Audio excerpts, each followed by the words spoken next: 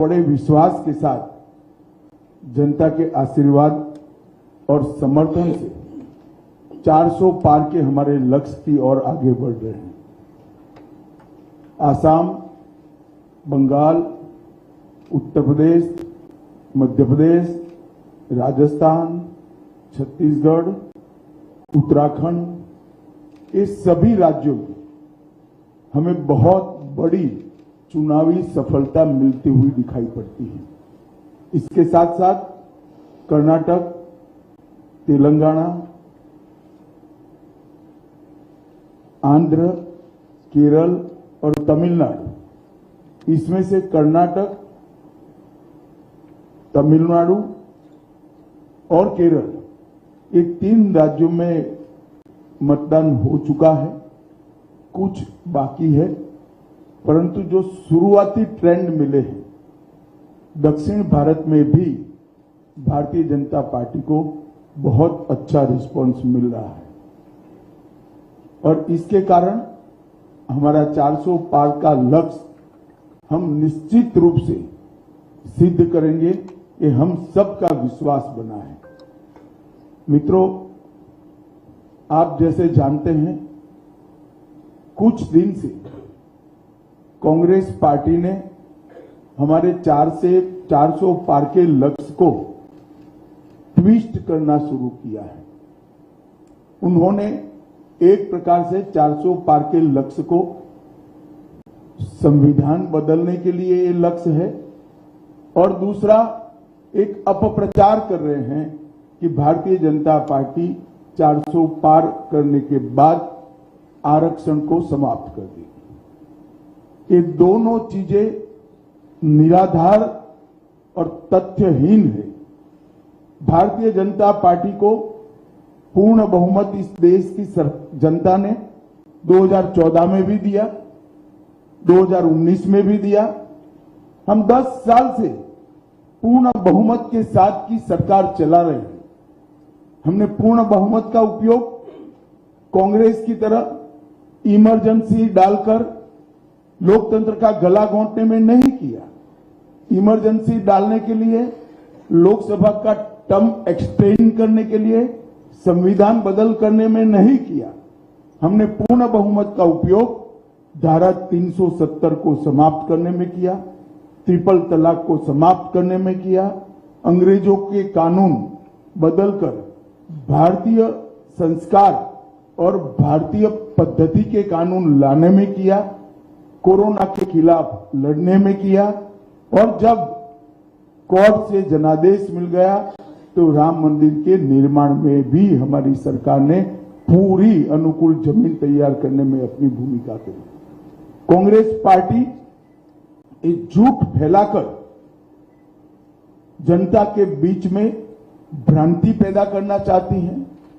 मैं ये बात स्पष्ट कर देना चाहता हूं कि Bharatiya Janata party ST, SC, OBC के आरक्षण की समर्थक है और हमेशा इसके संरक्षक के रूप में अपनी भूमिका निभाएगी। ये बात नरेंद्र मोदी जी ने भी कई बार सार्वजनिक भाषणों में स्पष्ट की। एसटी, एससी, ओबीसी के आरक्षण में किसी एक राजनीतिक दल ने अगर डाका डाला है तो वो कांग्रेस पार्टी ने डाला है। सबसे पहले उन्होंने संयुक्त आंध्र प्रदेश में मुसलमानों को रिजर्वेशन दिया। वो रिजर्वेशन के कारण ओबीसी का रिजर्वेशन कटा। उसके बाद में कर्नाटक में रातों रात कोई सर्वे के करे बगैर, पिछड़ापन तय करे बगैर सारे मुसलमानों को ओबीसी कैटेगरी में डालकर उनके लिए 4% का कोटा रिजर्व कर दिया। इससे भी पिछड़ा वर्ग का रिजर्वेशन कटा है। भारतीय जनता पार्टी स्पष्ट रूप से मानती है कि धर्म के आधार पर आरक्षण संविधान सम्मत नहीं है, गैर संवैधानिक है और जब भी इन राज्यों में हमारे पास अधिकार आएगा, हम ये धर्म के आधार पर लादे गए आरक्षण को समाप्त कर एसटी, एससी और ओबीसी को हम न्याय दिलाने का काम करेंगे। मित्रों, उनकी हताशा, निराशा इस स्तर पर पहुंच गई है कि उन्होंने मेरा और कुछ भाजपा नेताओं का फेक वीडियो बनाकर सबके बीच में सार्वजनिक की।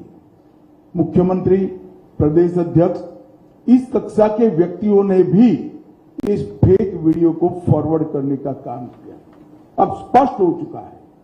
सौभाग्य से मैं जो बोला था उसका भी रिकॉर्डिंग हुआ था, तो वो रिकॉर्ड हमने सबके सामने रखा। दूध का दूध, पानी का पानी हो गया और आज कांग्रेस पार्टी के प्रमुख नेता क्रिमिनल ऑफेंस को फेस कर रहे हैं। ये जो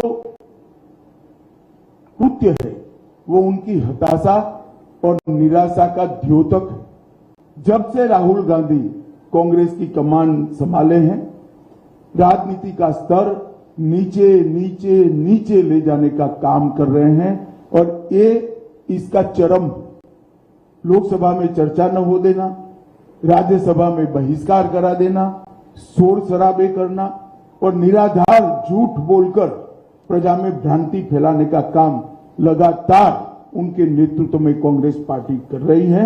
और मैं मानता हूं कि अब फेक वीडियो सर्कुलेट कर फर्जी टाइप का जन समर्थन प्राप्त करने का ये प्रयास ये बहुत निंदनीय है और भारतीय राजनीति में किसी प्रमुख दल के द्वारा कभी ऐसा नहीं किया गया। भाई और बहनों, मेरी आप सबसे करबद्ध निवेदन है, सत्य को जनता तक पहुंचाइए। जनता को गुमराह जो करना चाहते हैं उनको अपने सिद्धांतों के आधार पर, अपने कार्यक्रमों के आधार पर और अपने घोषणा पत्र के आधार पर चुनाव लड़ना चाहिए। फेक वीडियो सर्कुलेट कर नहीं, भारतीय जनता पार्टी के घोषणा पत्र को तोड़ मरोड़ कर जनता के बीच में झूठे तरीके से रखकर चुनाव नहीं लड़ना चाहिए। 1 मिनट के लिए ये वीडियो, दोनों ओरिजिनल वीडियो और फेक वीडियो मैं आप सबके सामने रखना चाहूंगा। उसके बाद में आपसे सवाल जवाब लेंगे। धन्यवाद। मैं यहाँ कहकर जाता हूँ, भारतीय जनता पार्टी आवाज भाई, तो एक गैर संवैधानिक मुस्लिम रिजर्वेशन को हम समाप्त कर देंगे। भाई फिर से करना पड़ेगा, आवाज नहीं है। तेलंगाना के यहाँ मैं यहाँ कहकर जाता हूँ, भारतीय जनता पार्टी की सरकार बनेगी तो एक गैर बंद करो भाई, आवाज ठीक करो। पहले सवाल जवाब कर लेते, बाद में वीडियो दिखाते। वैसे आप सबने देखा हुआ ही है।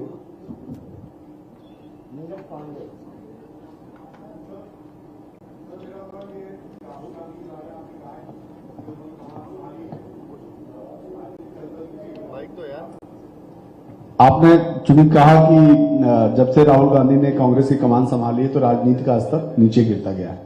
उनकी जो सीट थी राहुल गांधी की अमेठी, जहां से वो चुनाव लड़ते थे, और उनकी मां जहां से रायबरेली से चुनाव लड़ती थी, दोनों जगह से अभी तक उन्होंने कैंडिडेट भी नहीं दिए और अब ये कहा जा रहा है, सूचना आ रही है कि दोनों लोग अब चुनाव भी नहीं लड़ेंगे दोनों सीट में, ना राहुल लड़ेंगे ना प्रियंका। इसे आप किस रूप में देखते हैं? देखिए, मुझे मालूम नहीं है मीडिया आज सुबह से दिखा रहा है वो सच है या नहीं है, लड़ेंगे या नहीं लड़ेंगे वो भी मुझे मालूम नहीं है। मगर मेरा मानना है कि इतना कंफ्यूजन रखना ही उनको आत्मविश्वास नहीं है वो दिखाता है। उत्तर प्रदेश में जिस प्रकार की आज स्थिति बनी है, वो अपनी परंपरागत सीटें छोड़कर भागे हैं। मैं नहीं मानता वो लड़ने की हिम्मत कर पाएंगे। मैं यहाँ अभी रहने दो भाई। मैं समझाता हूँ, भारतीय जनता पार्टी की सरकार अभी बंद करो भाई। तो एक गैर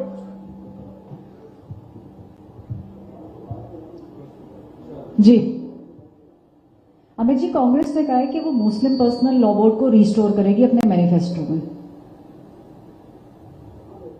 देखिए, कांग्रेस पार्टी शुरुआत से अपीसमेंट की पॉलिटिक्स कर कर अपना बचा खुचा जनाधार संभालना चाहती है, बचाना चाहती है, समेटना चाहती है।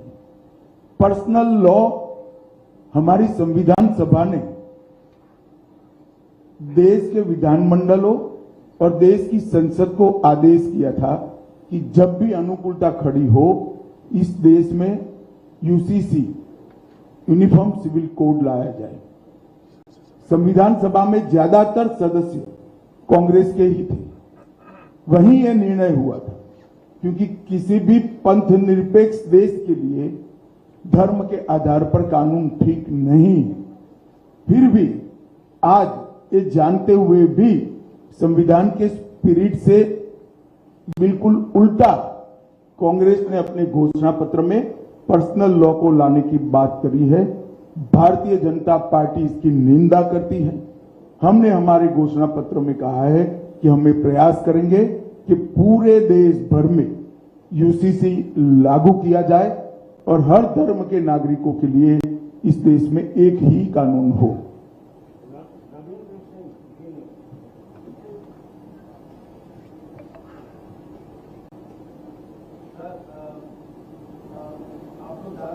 नारा लगा रहे हैं, उसमें लक्ष्य रखे हैं, उसमें कर्नाटक की बात भी आपने कही है। कर्नाटक में आपके सहयोगी जेडीएस के एक नेता रेवन्ना के कई आपत्तिजनक वीडियो का दावा कांग्रेस कर रही है और उसको लेकर आप लोग पर भी आरोप लगा रही है कि उनका बचाव कर रहे हैं। देखिए, श्री रेवन्ना का जो समाचार पत्रों में और चैनलों में चल रहा है वो बिल्कुल आघातजनक है। ऐसा सहन किया ही नहीं जा सकता और भारतीय जनता पार्टी का स्टैंड बहुत स्पष्ट है। हम देश की मातृशक्ति के साथ खड़े हैं, देश की नारी शक्ति के साथ खड़े हैं। नरेंद्र मोदी जी का पूरे देश को एक कमिटमेंट है कि कहीं पर भी मातृशक्ति के अपमान को सहन नहीं किया जाना। परंतु कांग्रेस पार्टी जो हम पर आरोप लगाना चाहती है, मैं छोटी सी बात पूछना चाहता हूं, वहां सरकार किसकी है? सरकार कांग्रेस पार्टी की है। फेक वीडियो आपके ध्यान में ही होंगे क्योंकि टाइम पर रिलीज किए गए हैं। और अब तक कार्यवाही कांग्रेस पार्टी ने क्यों नहीं की? कार्यवाही हमने नहीं करनी है। ये लॉ एंड ऑर्डर का इश्यू स्टेट का इश्यू है। प्रियंका जी हमसे सवाल पूछ रही है, मैं प्रियंका जी को कहना चाहता हूं, नरेंद्र मोदी जी और मुझसे सवाल पूछने की जगह आपके मुख्यमंत्री उप मुख्यमंत्री को सवाल करिए कि आपकी सरकार क्या कर रही है, क्यों जांच नहीं हो रही है। हम जांच के पक्ष में है और हमारे साथी दल जेडीएस ने भी उन पर कदम उठाने की घोषणा की है। आज शायद उनकी कोर कमेटी की मीटिंग है और कदम उठाए भी जाएंगे। इस प्रकार की घटनाओं को सार्वजनिक जीवन में, समाज में या निजी तौर पर कहीं पर कोई स्थान नहीं होना चाहिए। कठोर से कठोर कदम उठाने चाहिए। ये भारतीय जनता पार्टी का स्टैंड अफर है और उसमें कोई कंफ्यूजन भारतीय जनता पार्टी में किसी स्तर पर नहीं है। हम महिला शक्ति के अपमान का, मातृशक्ति के अपमान का घोर निंदा करते हैं।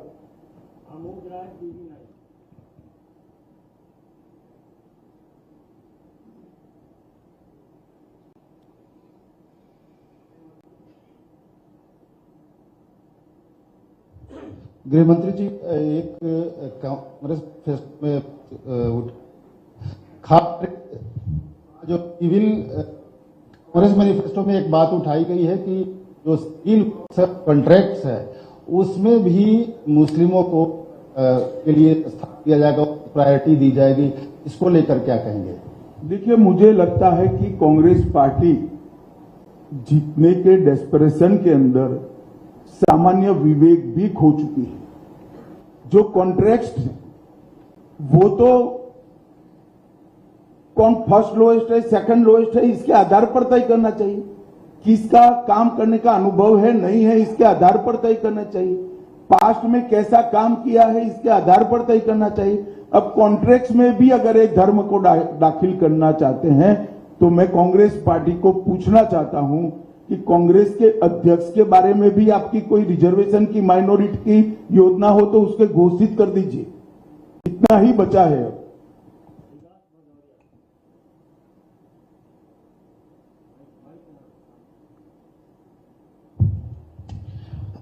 अब अमित जी, मेरा सवाल ये है कि प्रधानमंत्री बार बार ये कह रहे हैं कि 100 दिनों के अंदर वो एक बड़े फैसले लेने वाले हैं, उनकी सरकार कई बड़े फैसले। विकास जी, 100 दिन होंगे, मालूम पड़ जाएगा, हम ही जीत कर आने वाले। थोड़ी क्यूरियोसिटी को शांत करें। चलिए, मेरा सवाल ये है, क्या कुछ नहीं निकलेगा भैया, क्यूरियोसिटी शांत करें। समान नागरिक संहिता को लेकर बार बार ये कहा जा रहा है कि शायद 100 दिन के भीतर लागू हो जाएगी? वो आपकी एक कल्पना है। हमने हमारे घोषणा पत्र में 5 साल के घोषणा पत्र में रखा है, उचित समय पर हो जाए।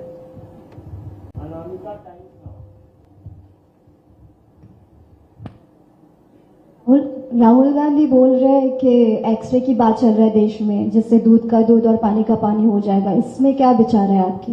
देखिए, राहुल जी कुछ भी बोल सकते हैं, कुछ भी कर सकते हैं। गनीमत है कि उनको करने का मौका जनता नहीं देती है और इस बार भी नहीं मिलने वाला है। धन्यवाद। अब शायद वीडियो ठीक से प्ले हो पाए। मैं यहां कहकर जाता हूं, भारतीय जनता पार्टी की सरकार बनेगी तो एक गैर संवैधानिक मुस्लिम रिजर्वेशन को हम समाप्त कर देंगे। ये अधिकार तेलंगाना के एससी, एसटी और ओबीसी का है, वो अधिकार उनको मिलेगा और मुस्लिम रिजर्वेशन को हम समाप्त कर देंगे। भारतीय जनता पार्टी की सरकार बनेगी तो एक गैर संवैधानिक एससी, एसटी और ओबीसी का है, वो रिजर्वेशन को हम समाप्त कर देंगे। रिजर्वेशन को हम समाप्त कर देंगे। तो दोनों वीडियो आपके सामने है। मेरा करबद्ध निवेदन है कि रिजर्वेशन के बारे में और इस फेक वीडियो के बारे में कांग्रेस जो भ्रांति फैला रही है, वो भ्रांति को निरस्त करने में मीडिया भी अपना सहयोग दे। और आप सभी का इतनी सुबह यहाँ आने के लिए बहुत बहुत धन्यवाद। नमस्कार। हाँ, बोलिए।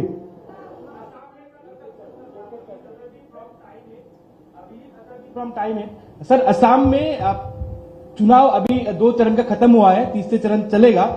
भारी संख्यक माइनॉरिटीज लोगों का ये मतलब सहाय मिल रहा है और नेतृत्व में दिखा जा रहा है। हिमंत बिस्वा शर्मा जी भी बहुत ही खास तौर से जगह जगह में माइनॉरिटी एरिया में कैंपेन कर रहे हैं और मुस्लिम का भारी तरफ से सपोर्ट मिले। इसका कारण क्या है? देखिए, हम कभी वोटर को माइनॉरिटी मेजोरिटी की दृष्टि से नहीं देखते। हर व्यक्ति भारत का नागरिक है, उसको इसी तरह से ट्रीट करना चाहिए। परंतु मैं इतना जरूर कह देता हूं, आसाम में हम कम से कम 12 सीट जीतेंगे, ये तय है। हमारी पार्टी इसके लिए विश्वास व्यक्त करती है। कम से कम 12 से आगे भी जा सकते। सर, असम की कई कंस्टिट्यूएंसी में आपने भी प्रसार में भाग लिया, कैसा देख रहे हैं आपके हिसाब से? बहुत अच्छा एटमॉस्फेयर है यहाँ। जो शांति मोदी जी प्रधानमंत्री बनने के बाद प्रस्तापित हुई है, जो विकास का वातावरण मिल रहा है, सेमीकंडक्टर के इन्वेस्टमेंट को यहाँ आने से यहाँ के यूथ में काफी उत्साह है। हेमंत बिस्वा शर्मा जी ने पूरे आसाम में मोदी जी की सारी योजनाओं को नीचे